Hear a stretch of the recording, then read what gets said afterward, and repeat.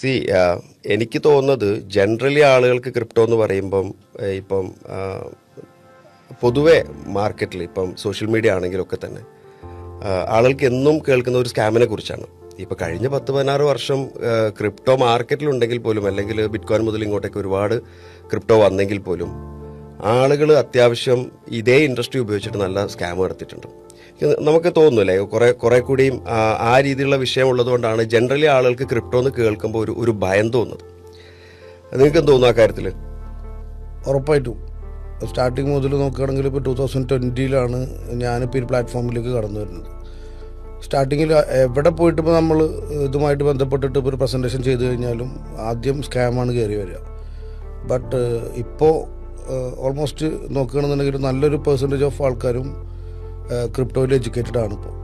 അതെ, എനിക്ക് തോന്നുന്നു 2021 ആ സമയത്തുള്ള ഒരു ഡാറ്റ പ്രകാരം ഇന്ത്യയുടെ ഒരു പോപ്പുലേഷനിൽ നിന്ന് ഓൾമോസ്റ്റ് 7.2% ആളുകൾ ക്രിപ്റ്റോ ടച്ച് ചെയ്തിട്ടുണ്ട്. പക്ഷെ ഇതിൽ കുറെ ആളുകൾ ഈ പറഞ്ഞ പോലെ സ്കാം ഉപയോഗിച്ചിട്ട് ആളുകളുടെ അടുത്തും കാശ് പിടിക്കുക എന്നുള്ള ആ ഒരു സിറ്റുവേഷനെ മുതലെടുത്തിട്ട്, പ്രത്യേകിച്ചും അറിയാത്തൊരു ഇൻഡസ്ട്രിയിലേക്ക് ഒരാൾ വരുമ്പോൾ, അല്ലെങ്കിൽ അറിയാത്തൊരു ഇൻഡസ്ട്രിയെ കുറിച്ച് ആളോട് പറയുമ്പോൾ ഇങ്ങനെ ചീറ്റ് ചെയ്ത കുറെ കേസുകളുണ്ട്.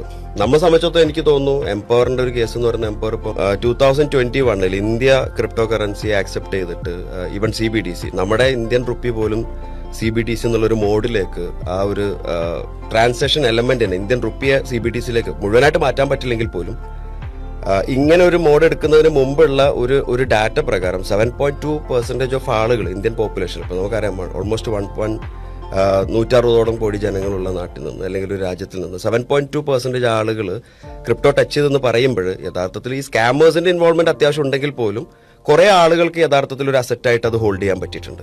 കുറെ ആളുകൾ അതിൽ നിന്നും വലിയ രീതിയിൽ സക്സസ് ക്രിയേറ്റ് ചെയ്യാൻ പറ്റിയിട്ടുണ്ട്. പക്ഷേ എനിക്ക് തോന്നുന്നു ബിറ്റ്കോയിൻ മുതൽ ഇങ്ങോട്ട് നോക്കുമ്പോൾ ആ റേറ്റിലുള്ള, അല്ലെങ്കിൽ ആ പ്രൈസിലുള്ള വേരിയേഷൻ, ഹാൾവിംഗ് നടക്കുമ്പോൾ എല്ലാ 4 വർഷത്തിൽ നടക്കുന്ന വേരിയേഷൻ, ഇതാണ് ഒരു പരിധിവരെ ക്രിപ്റ്റോയുടെ മാർക്കറ്റിന്റെ ട്രെൻഡ് ബിൽഡ് ചെയ്യുന്നെങ്കിൽ പോലും എനിക്ക് തോന്നുന്നു ഈ ഒരുപാട് ക്രിപ്റ്റോ സ്കാമേഴ്സ് അത് പ്രത്യേകിച്ചും സെൻട്രലൈസ്ഡ് സിസ്റ്റം ഫോളോ ചെയ്യുന്നതാണെന്ന് തോന്നുന്നു അല്ലേ?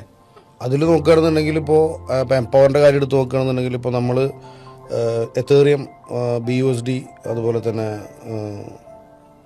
കോയിൻ ഫോർജ്, പിന്നെ മെറ്റാഫോഴ്സ് പോലെയുള്ള ഒരുപാട് സ്മാർട്ട് കോൺട്രാക്ട് പ്രോഗ്രാമുകൾ നമ്മൾ ഏറ്റെടുത്തതിന് ശേഷം നമ്മുടെ കമ്മ്യൂണിറ്റിയിൽ തന്നെ നോക്കുകയാണെന്നുണ്ടെങ്കിൽ 10,000-ലധികം ആളുകൾക്ക് എന്ത് ചെയ്തിട്ടുണ്ട്, ഇത് ഈ ട്രേഡിംഗ് പ്ലാറ്റ്ഫോം ഇതിൻ്റെ പുറമെ ക്രിപ്റ്റോയുമായി ബന്ധപ്പെട്ട്, ബ്ലോക്ക് ചെയിനുമായി ബന്ധപ്പെട്ടിട്ട് നല്ലൊരു അവയർനെസ് കൊടുക്കാൻ നമുക്ക് എന്ത് ചെയ്തിട്ടുണ്ട്, കഴിഞ്ഞ കുറച്ച് വർഷങ്ങൾ കൊണ്ട് നമുക്ക് പറ്റിയിട്ടുണ്ട്.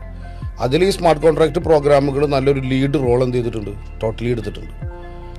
എംപവറിനെ സംബന്ധിച്ചിടത്തോളം പറയുകയാണെങ്കിൽ ഇപ്പോൾ റീസെൻ്റ്ലി നോക്കുകയാണെങ്കിൽ ഇപ്പോൾ കോയിൻ ഫോർജിൽ ഇപ്പോൾ പറയുകയാണെന്നുണ്ടെങ്കിൽ അത്യാവശ്യം നല്ല രീതിയിൽ കേരളത്തിലെ എല്ലാ ജില്ലകളിലും അത്യാവശ്യം മെമ്പേഴ്സ് എന്ത് ചെയ്യുന്നുണ്ട്, ഇപ്പോൾ ഇതുമായി ബന്ധപ്പെട്ടിട്ട് നല്ല രീതിയിൽ ഡെയിലി എഡ്യൂക്കേറ്റീവായിട്ട് എന്ത് ചെയ്യുന്നുണ്ട്, മുന്നോട്ട് പോയിക്കൊണ്ടിരിക്കുന്നുണ്ട്.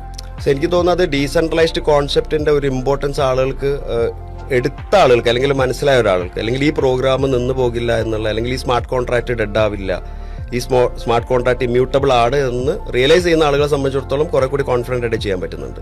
ഓഫ് കോഴ്സ് അതിൽ തന്നെ അത്യാവശ്യം സക്സസ് ക്രിയേറ്റ് ചെയ്യാനും പറ്റുന്നുണ്ട്. ബേസിക്കലി റഫറൽ പ്രോഗ്രാമുകൾ എന്നൊക്കെ പറയുമ്പം ചില ആളുകൾ ചിന്തിക്കുന്നത് റഫറൽ എന്ന് പറയുന്നത് ഒരു ചെയിൻ പ്രോസസ് അല്ലേ, അല്ലെങ്കിൽ നമ്മൾ ഈ ആളുകളെ ഇൻവൈറ്റ് ചെയ്യുന്ന ഒരു പ്രോസസ് അല്ലേ. യഥാർത്ഥത്തിൽ ഇപ്പൊ എല്ലാം റഫറൽ തന്നെയാണ്. റഫറലിലൂടെ അല്ലാതെ ബിസിനസ് ഗ്രോ ആവില്ല. ഇൻ ടേംസ് ഓഫ് ബിസിനസിന്റെ ഒരു ഗ്രോത്ത് എന്ന് പറയുമ്പോൾ ഏത് മേഖല എടുത്തു നോക്കിയാലും അതൊരു റഫറലിലൂടെ തന്നെ കവർ ചെയ്ത് പോകുന്ന ഒരു പ്രോസസ്സാണ്. നമുക്കറിയാം ഗൂഗിൾ പേ പോലുള്ള നെറ്റ്വർക്കുകളൊക്കെ തന്നെ കവറായി വന്നത് മാർക്കറ്റിൽ ഇത്ര അധികം ഒരു ട്രെൻഡ് ബിൽഡ് ചെയ്തൊക്കെ തന്നെ റഫറൽ സിസ്റ്റം ബിൽഡ് ചെയ്തുകൊണ്ടാണ്. ഇതൊന്ന് ഈ റഫറൽ സിസ്റ്റം ചെയ്യുന്നത് കൊണ്ട് കോയിൻ ഫോർജിന്റെ ഒരു ഇൻകം പൊട്ടൻഷ്യൽ ആളുകൾ മനസ്സിലായി കഴിയുമ്പം അതൊരു റിയാലിറ്റിയിൽ അത്യാവശ്യം നല്ല രീതിയിലൊരു ഒരു അസറ്റ് അവർ, അല്ലെങ്കിൽ ഒരു ഇൻകം സോഴ്സ് ആയിട്ട് തന്നെ അതിനെ കാണുന്നുണ്ടെന്ന് എനിക്ക് തോന്നുന്നു.